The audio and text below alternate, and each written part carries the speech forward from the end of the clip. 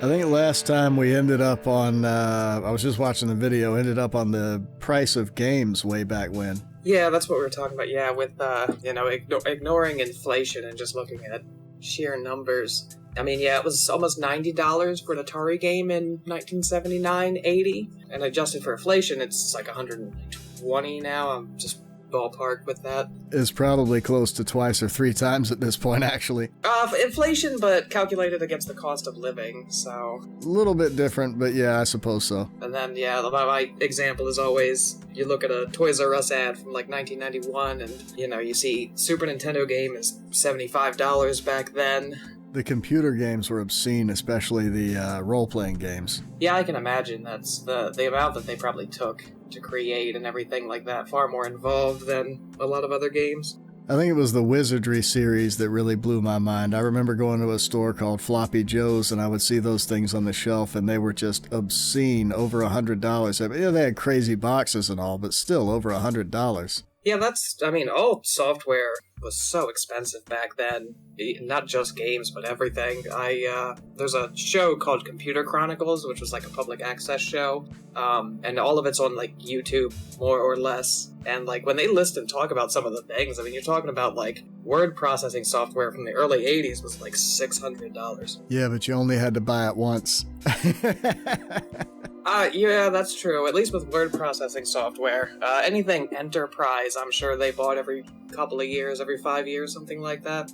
Generally, the model from Microsoft and everybody, and they kind of still do it, is they charge us a smaller amount, and they subsidize it by these gigantic service contracts within industries and stuff. Yeah, we're living in an era, and there's something I want to bring up that kind of bugs me a little bit, and that's... I guess it works with consoles too. The size of people's games library and how does it seem to you nowadays that people feel like they ought to have every game? Because I seem to recall that it was like I had to pick and choose, and maybe I would have 5 to 10 over a couple of years or something. I mean, if you're talking about like, collecting for current gen versus, collecting for current gen 20, 30 years ago, I do see a lot more completionists, but I think things like social media and stuff probably enabled that more. Though games, again, are cheaper than they've ever been, so it's actually very easy to do that comparatively. But yeah, I had this conversation before with somebody, but, back in the, early 90s, 2, maybe 3 new games a year. Christmas, birthday, maybe another special occasion for some reason. Yeah, that was it. It's not like, okay, the new Call of Duty's coming out, everybody on the planet line up. Because we've got the last one, so we ought to have this one too. I mean, think about how long you got to work for $60. You know what I mean? Yep, and there weren't yearly release cycles back then either. I mean, you had a team that released a game. Maybe a few months, they would start on the sequel if it was popular. Maybe a good franchise that they knew would make money would start right away. But you had to wait, 2, 3, 4, 5 years for a game sequel. Now, Activision, speaking of Call of Duty, Activision has 3 separate teams working on 3-year cycles to release one game every year. So that's why you get your War series, your standard Call of Duty series, and your Black Ops series in a cycle. You get one every year for 3 years. It's smart for them, but I kind of hate that the industry has to be like that to feed the people, because like way back in the, let's say way back, we got to go a little later to get to the expansion pack territory, when a year later, a couple of years later, they would take the same assets and then give you effectively an entirely new game just built with the same assets. Whereas nowadays, you don't get that. You get a little bit of DLC, but you don't get that, okay, here's a whole new set of everything to explore within that world. It's not even about the players. At this point, they're just trying to self-sustain by making money. Or, you look at some of the games that come out before, where it was like, obviously it's a business, your intention is to make money and things like that, but you wanted to make an experience for your players. You wanted to build a world and have them immersed in it, and, have them come back for more in your expansions or your sequels or something like that. What I use as a perfect example of how to expand a game and keep people happy and do it responsibly is MechWarrior 2.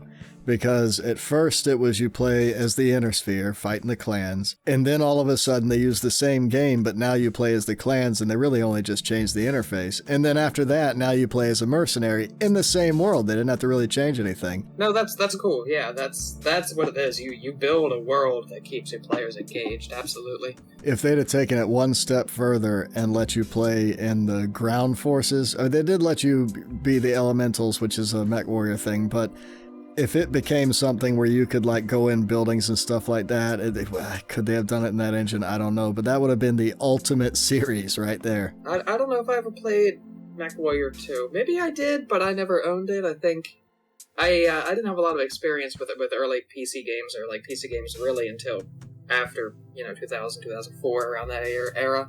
I think a console example would probably be Sonic and Knuckles. Okay, yep, that's the only console add-on that I'm aware of.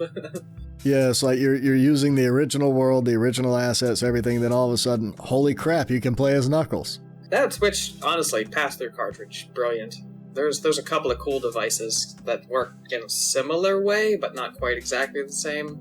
I'm not sure if Sonic and Knuckles works on this Retron I got, which, by the way, I'm very pleased with. Remember those quirks in the hardware and things like that we were talking about last time? Yeah, that's the problem that we're still having with those like system on chips.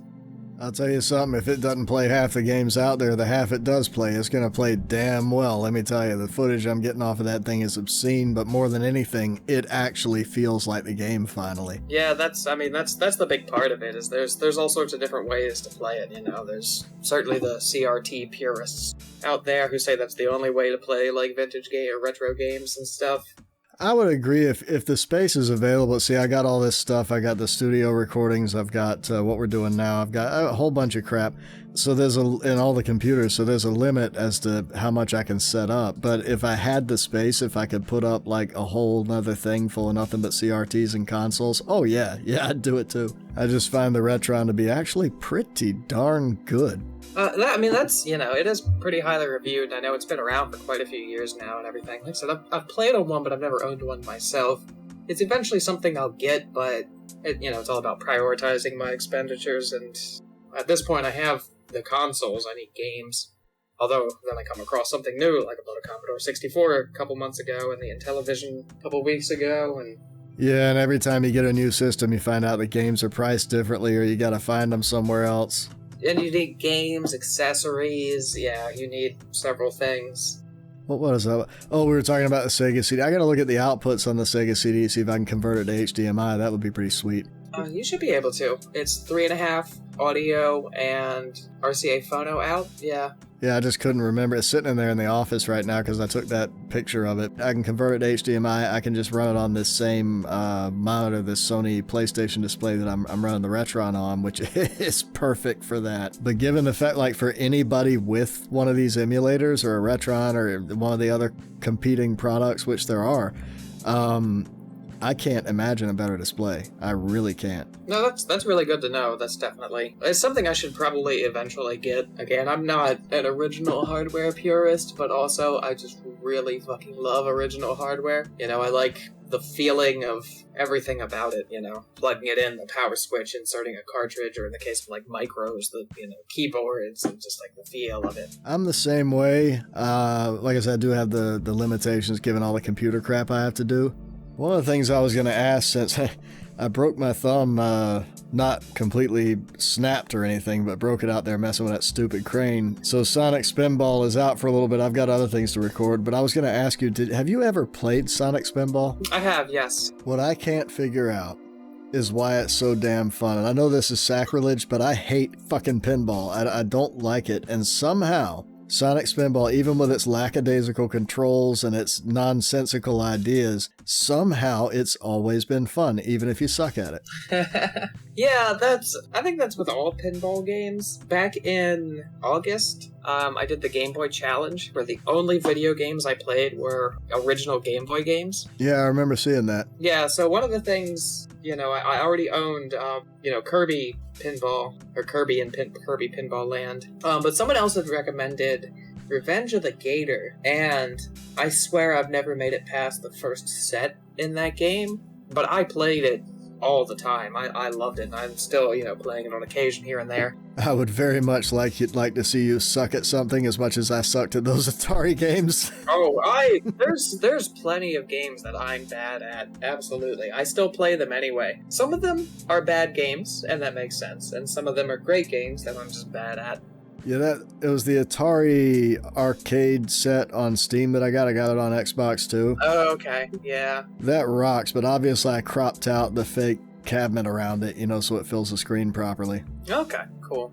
I would recommend that if you don't have it, because the games play really well, and especially the vector ones, they look amazing. Okay, yeah, I'll have to give that a try. I'm gonna have to get a USB joystick as well for that. That didn't actually cross my mind, because the thing about joysticks I found is that a lot of the cheap ones, like the Logitech Wingman 3D or whatever, you think, oh, I'll just get that. It's fucking terrible. It's a horrible joystick. So I have been real hesitant to pick one up because I'm pretty particular about third-party controllers. I basically, honestly, I only buy retrobit stuff. This is, not me advertising for them or anything by any means, but I've just had no bad experiences with the controllers. They're not perfect by any means. They're not a one-for-one match of the originals, but I just have no complaints about them. So I recently picked up the Hyperkin Trooper, which is a Atari 2600 controller, just an Atari joystick, I guess, because they use the same ones on the 8-bit computers and such. It's responsive, it's comfortable, the button has a nice click to it. It's also ambidextrous, so it has two buttons, left and right. They only work as one button, so they're not like 1 and 2, it's just on either side. And it's surprisingly ergonomic. It doesn't feel like crap in your hands like the original Atari controllers did. The thing that surprised me about the wireless controller the Retron comes with, which is also Hyperkin, is something that people are always saying, oh, this wireless controller sucks. Yeah, it weighs about 1.5 ounces and the buttons aren't great, but you know what? It's actually fairly comfortable. As dumb as it looks, you would think it would be terrible, but it's not bad. The SNES variant that my Super Special Blue Edition came with is better, but I've been playing with the wireless one. That's cool. Does the wireless one use RF or infrared? It must be RF, because I'm not pointing it anywhere near it, and there's nothing reflecting over there. Oh, that's cool. Okay, yeah. Okay, so plastic's cheap. It weighs a little bit. Throw some lead weights in there, and you'll probably be happy. I've been largely pleased with the Super Nintendo one's better. I'm gonna plug that one in, but for the most part, I've been happy with that one. I found the menus on it are pretty cool too. But I haven't been recording with scan lines, and I'm gonna try that again and see what happens. Oh, I was gonna talk about a little bit about the experience of turning on the Retron and trying to record it. Yeah, booting up the Retron. What's that like? Here's exactly what booting up the Retron's like. You push the power button, and you put a game in it, and then you select play. Cool. Very cool. There's options to play with if you want, but you don't have to. It just works. And with that capture card, it just works. That's the thing I was kind of mentioning a little bit about helping bump up the industry but anybody can buy these games and all of a sudden be able to play them all. It's definitely the most, what's a good way to put it, layman solution. Like, it's not bad by any means, it's out there, it's accessible, and that's exactly what, we as a community want, is where we're all about enjoying games and everything, so. I think it may be helping people get into it quite a bit. When USB was first announced, I said, oh, great, yeah, so now you're going to make Apple and PC compatible with a cable. This is never going to catch on. That aged well, I'm sure. I hated it, because to this day, you can't run it farther than 6 feet without some kind of amplifier if you want to do anything nice on it. I never thought it would catch on. I was like, I thought D-Sub was going to just stay around. I thought, why would you want this flimsy-ass thing? But obviously, I was terribly wrong on that. You were and you weren't. D-Sub still exists, still in use, hasn't changed form factor. How many times have USB changed? You have USB-A, USB-A to B, USB-A to B mini, USB-A to B micro, USB-A to C, but even then there's no consistent pinout for USB-C. That explains a lot. And there's another thing that, oh man, this is something people really don't get. We all know about audio voodoo and video voodoo and stuff. I am a hi-fi guy, but that's just for my cinema stuff. Back in the day, you didn't really, there's a lot of things you didn't need fancy cables for. Today, however, a digital signal, if your cable isn't good enough, like I've got two identical cables beyond the pins and everything, beyond the fact that one uses a smaller wire gauge. One, my HP Elite X3, when I plug it into the computer, bam, it looks like a USB drive. The other one, nothing happens. And it's coming down to how much copper is in there, pretty much, just the size of the cable. Yep, that's exactly it.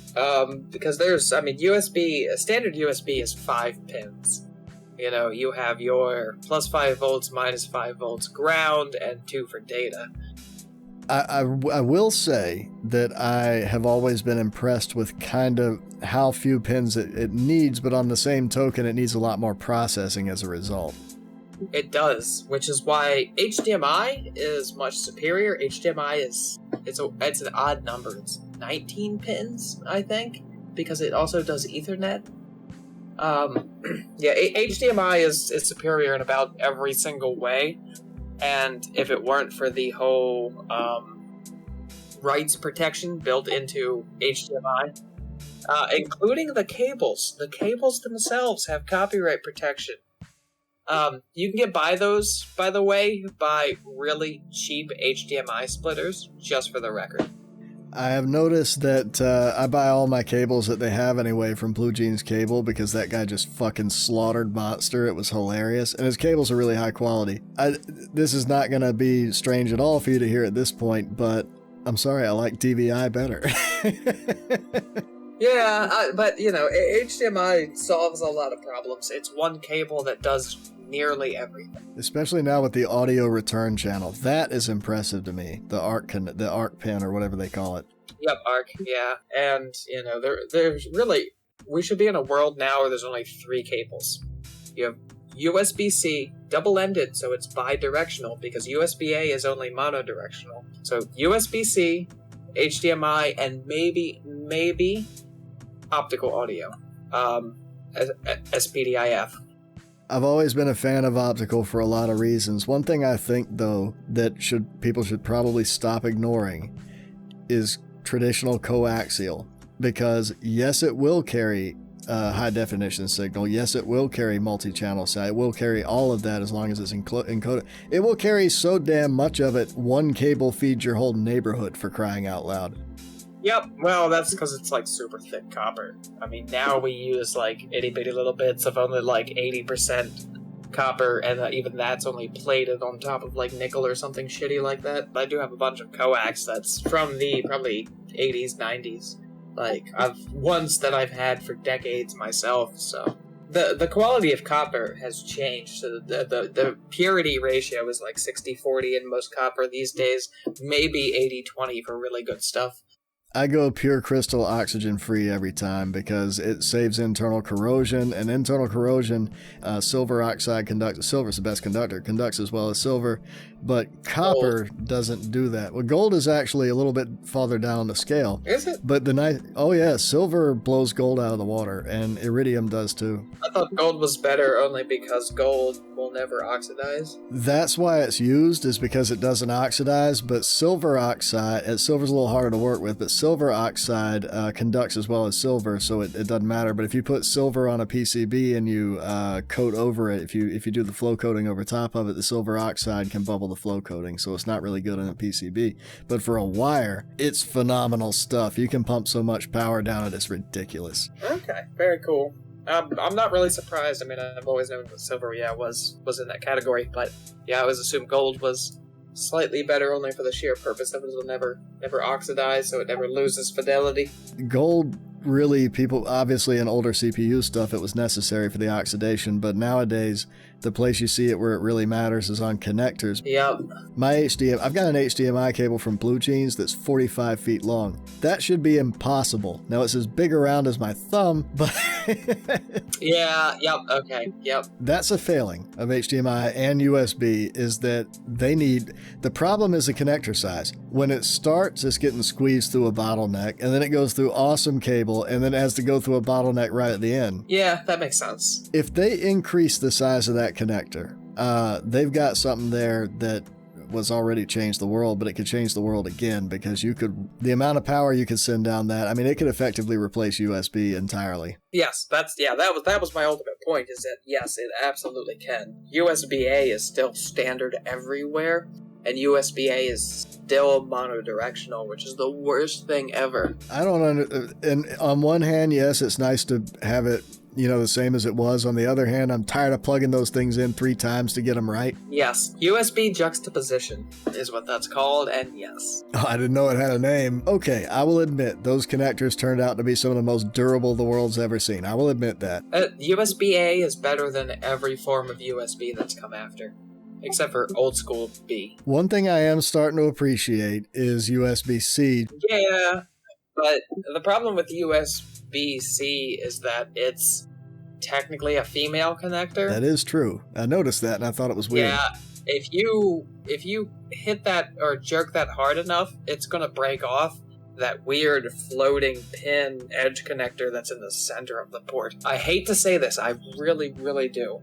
Apple's lightning cable is superior in design. Yes, I know, but they made it so damn proprietary. There's got to be a way to cheat and make something similar, because that, as much as I despise them, they're great. Yeah, there's no way they're allowed to own a cable with pins on 2 flat sides. There's no way. Of course, on the other hand, this is also the company that won the patent for a rectangle with rounded corners, so... Exactly, and what do they call it? The linear motion with the finger thing. They tried to patent the swipe. Touchscreens, yeah. Yeah, no, the actual motion of swiping they tried to retain. Yep, and you know what the beauty of it is?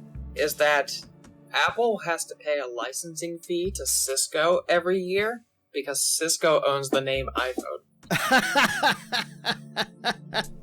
I did not know that. I usually think I know just about everything about Apple, but I did not know that. Yep, Cisco still owns the word like iPhone. They created one in the 90s.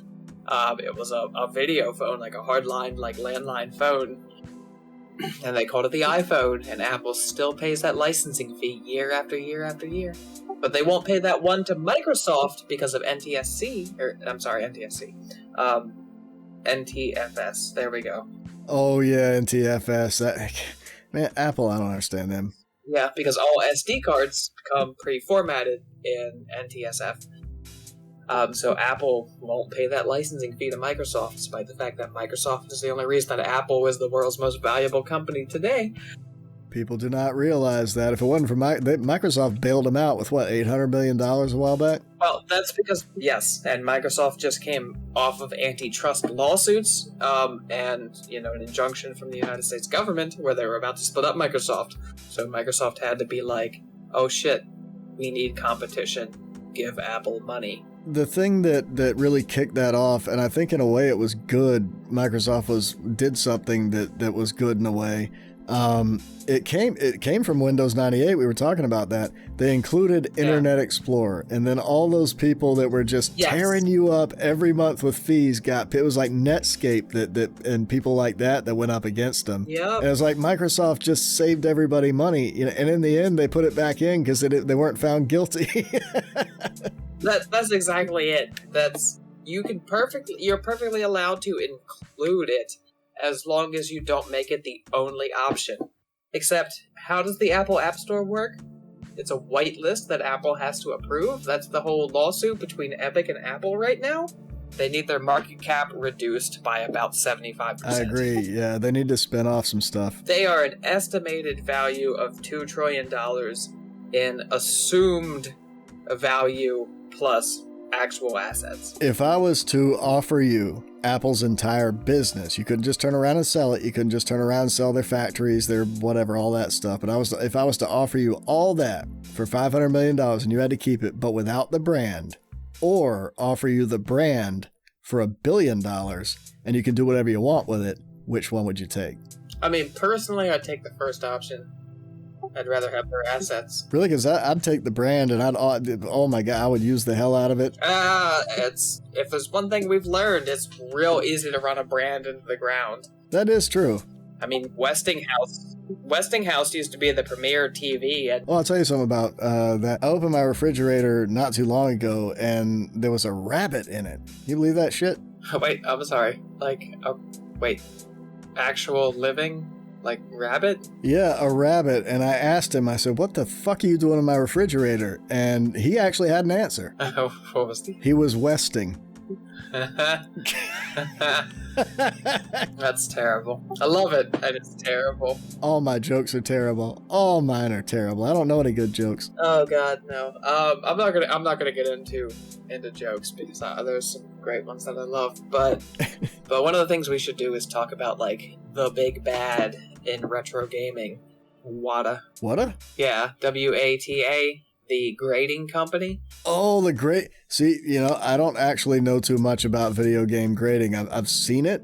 It seems like a ridiculous expense that just pushes people who can't do it down to me. So it's 100% bullshit, as proven about a month ago, where WATA sold their most expensive copy of a game, which I believe was it $750,000 for a copy of Mario? Only to find out it was sold by somebody that works at WATA to somebody that owns WATA, manipulating the company and manipulating their grading system. I was wondering about that because I was looking at it and you see them on eBay a lot, and then people ask me, they said when I sell stuff, is this graded? Yeah, I mean, but it's a serious problem. Oh, I can't wait. I don't normally root for the IRS, but right now I just want the IRS to audit WATA. That'd be the most wonderful thing ever. They really need to, because I have found, because it inconveniences me, I have found that grading systems like that, they do kind of push the little guy out. I'm not exactly the little guy, okay, but they do kind of push the little guy out. They drive prices up exponentially, even for things that aren't graded, because a graded copy you might sell for $300 of a game that would have only cost you $100, and that, maybe one in rough condition might have sold for $25. Now that $25 game is a $100 game, that $100 game is a $300 game, and that WATA graded version is a $700 or $800 game. And it just drives up the prices, it just keeps going up. That's the problem. I mean, I was looking at a complete in-box copy of Burger Time for the Intellivision that was WATA graded. Holy crap. You found that? $199,900. If somebody pays that, they deserve to lose the money. What the hell? Exactly. Surprise! It's still sitting on eBay. No one's bought it. I'm probably hoping for a comical lowball or something like that, but still to see that there. It's like Stadium Events. Stadium Events really kicked up a lot of stuff with that. I don't remember who sold the first one, but the second that happened, NES cartridges, it just became hard to get. So the thing about Stadium Events is it is exceptionally rare. It really is. It doesn't need a grading. It's just that rare. It was on the... I know, I actually bought one and sold it. Yeah, it was on the US shelves for 3 months maximum before it was pulled and rebranded as Nintendo Track and Field. That makes sense that it would be very expensive. Nintendo World Championship cartridges. There's a finite number of those. I think it's 80-something. Absolutely. Makes sense. It would be very expensive. There's a legitimate finite amount. Burger Time for the Intellivision. I bought a complete in-box copy with inserts. In not the best shape, but, acceptable shape. $7. And it was shipped from Canada. So the grading you were talking about, I found that I'm not sure if it's the same grading company, but some of them have expanded into other arenas as well. So, now they're grading video games, but they're also grading comics and baseball cards and Pokemon cards. Yep, video games, comics, trading cards, things like that. Yep. I mean, comics and sports cars have always been a thing. Yeah, I got a bunch to get rid of. Collectible card games or TCGs, trading card games, are relatively new, maybe the last decade or so. Retro video games is brand new, that just started with a few years ago. And yeah, all they're doing is Well, quite frankly, I'm pretty sure that they're just increasing their own market value by inflating the prices of games and then clearly selling them to each other for these inflated prices.